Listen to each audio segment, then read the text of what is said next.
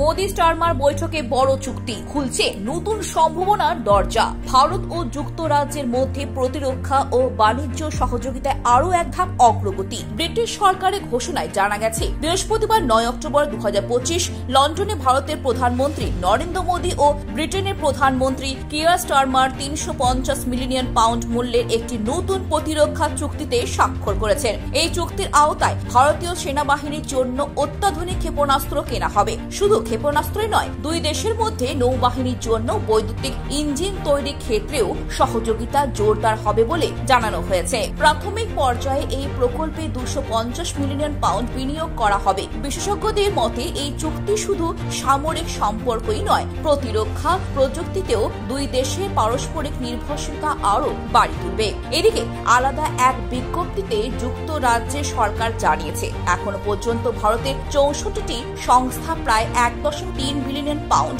অর্থাৎ প্রায় 15,430 কোটি টাকা বিনিয়োগে প্রতিশ্রুতি দিয়েছে ব্রিটেনে। ভারত যুক্তরাজ্যে বাণিজ্য চুক্তির ফলে তৈরি হওয়া আস্থা এই বিনিয়োগে নতুন গতি এনে দিচ্ছে। যদিও ভারতের পক্ষ থেকে এখনো ব্রিটিশ সংস্থাগুলির ভারতে বিনিয়োগের বিষয়ে কোনো পরিসংখ্যান প্রকাশ করা হয়নি। শিক্ষা ক্ষেত্রেও দুই দেশের সম্পর্ক আরও সুদৃঢ় হতে চলেছে। ব্রিটেনে ল্যাঙ্কাস্টার বিশ্ববিদ্যালয় ও সারে বিশ্ববিদ্যালয়কে ভারতের নতুন ক্যাম্পাসে খোলার অনুমতি দেওয়া হয়েছে। ভারতীয় শিক্ষার্থীদের ক্রমবর্ধমান চাহিদা মেটাতে এই পদক্ষেপ বলে জানিয়েছে ব্রিটিশ সরকার। বিশ্লেষকদের মতে প্রতিরক্ষা, বাণিজ্য ও শিক্ষা ক্ষেত্রে এই ধারাবাহিক সহযোগিতা আগামী দিনে ভারত যুক্তরাজ্যে সম্পর্ককে নতুন উচ্চতায় পৌঁছে দেবে। ব্যুরো রিপোর্ট, খবর বাংলা।